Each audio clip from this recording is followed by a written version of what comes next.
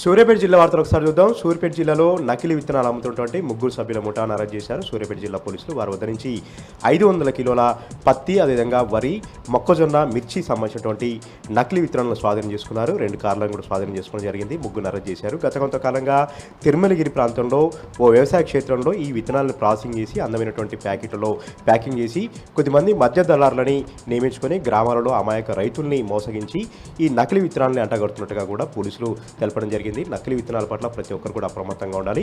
ISI Mudra ఉన్నటువంటి original ప్యాకెట్లను మాత్రమే రైతులు కొనుగోలు చేయాలని కూడా పోలీసులు సూచిస్తూ ఉన్నారు. ఏ మాత్రం అనుమానం వచ్చినటువంటి వ్యవసాయ అధికారులకు, పోలీసు అధికారులకు సమాచారం అందిస్తే తగిన చర్యలు తీసుకుంటామని కూడా చెప్తా ఉన్నారు. ఈ ముగ్గురిపైన కూడా పీడీ యాక్ట్ నమోదు చేసి చంచల్గూడ జైలుకి తరలించారు సూర్యాపేట జిల్లా పోలీసులు. ఇక సూర్యాపేట జిల్లా సంబంధించి మరొక విషయానికి వస్తే సూర్యాపేట జిల్లాలో ప్రపంచ పర్యావరణ దినోత్సవ వేడుకలు ఘనంగా జరిగాయి. సూర్యాపేట జిల్లా కలెక్టర్ తేజస్ నందలాల్ సూర్యాపేట పట్టణంలోని పుల్లారెడ్డి చెరువు వద్ద దాదాపు 2000 మొక్కలు నాటి ఈ పర్యావరణ దినోత్సవాన్ని కన్నుల పండుగగా నిర్వహించారు.